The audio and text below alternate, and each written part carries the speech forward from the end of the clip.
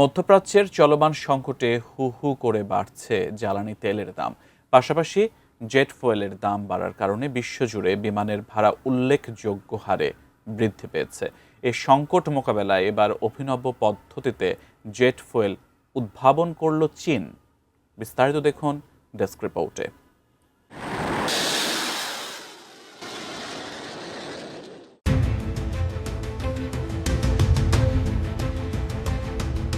মধ্যপ্রাচ্য জুড়ে যুক্তরাষ্ট্র ইসরায়েলের আগ্রাসনের ফলে ইরানের জ্বালানি অবকাঠামো ও সরবরাহ ব্যবস্থা চরম ক্ষতিগ্রস্ত হয়েছে। পাশাপাশি বন্ধ রয়েছে হরমুজ প্রণালী। ফলে বৈশ্বিক জ্বালানি বাণিজ্য ও যোগাযোগ ব্যবস্থায় চরম নেতিবাচক প্রভাব পড়ছে। সেই সাথে জেট ফুয়েলের দাম বাড়ার কারণে বিমানের ভাড়া বেড়ে যাওয়ায় পরিবহন খাত প্রায় অচল হয়ে পড়েছে। এমন পরিস্থিতিতে বিমান ব্যবস্থা সচল রাখতে এবার নতুন পদ্ধতিতে জেট ফুয়েল উদ্ভাবন করেছে চীন। নোভা এলইডি টিভি, ঝকঝকে ছবি, নিখুঁত শব্দ, 5 বছরের ওয়ারেন্টি। নোভা মানে সঠিক মান, নিশ্চিত সেবা। বিশ্বজুড়ে বিমান জ্বালানির আকাশচুম্বী দামের কারণে গ্রিনহাউস গ্যাসকে জেট ফুয়েলে রূপান্তরের এক বৈপ্লবিক অগ্রগতি অর্জন করেছেন চীনা বিজ্ঞানীরা। 29 April south China morning post এক প্রতিবেদনে জানিয়েছে, সাংহাই অ্যাডভান্স রিসার্চ ইনস্টিটিউটের গবেষকরা ল্যাবরেটরির গণ্ডি পেরিয়ে এখন এই রূপান্তর প্রক্রিয়াকে বড় পরিসরে উৎপাদনের পর্যায়ে নিয়ে যাওয়ার লক্ষ্য নির্ধারণ করেছেন। চীনা একাডেমি অফ সায়েন্সের এই গবেষক দলটি মূলত কার্বন ডাই অক্সাইডকে সরাসরি লং চেইন হাইড্রোকার্বনে পরিণত করতে সক্ষম হয়েছেন, যা জেট ফুয়েলের প্রধান উপাদান।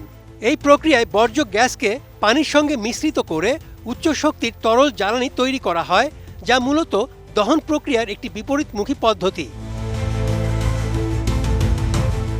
জ্বালানি বাজারের এই চরম অস্থিতিশীলতার সময় চীনা বিজ্ঞানীদের এই সাফল্য একদিকে যেমন জীবাশ্ম জ্বালানির উপর নির্ভরতা কমাবে, অন্যদিকে কার্বন নিঃসরণকে পুনঃব্যবহারযোগ্য করার মাধ্যমে পরিবেশ রক্ষায় বড় ভূমিকা রাখবে।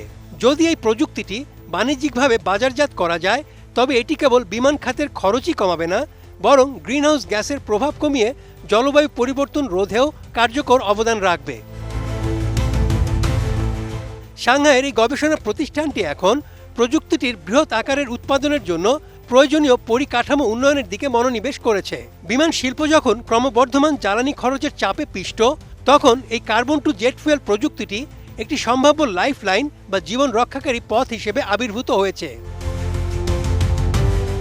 জ্বালানি নিরাপত্তার স্বার্থে এবং কার্বন নিঃসরণ কমানোর বৈশ্বিক লক্ষ্যমাত্রা অর্জনে এই ধরনের উদ্ভাবন অত্যন্ত সময়োপযোগী বলে মনে করছেন বিশেষজ্ঞরা।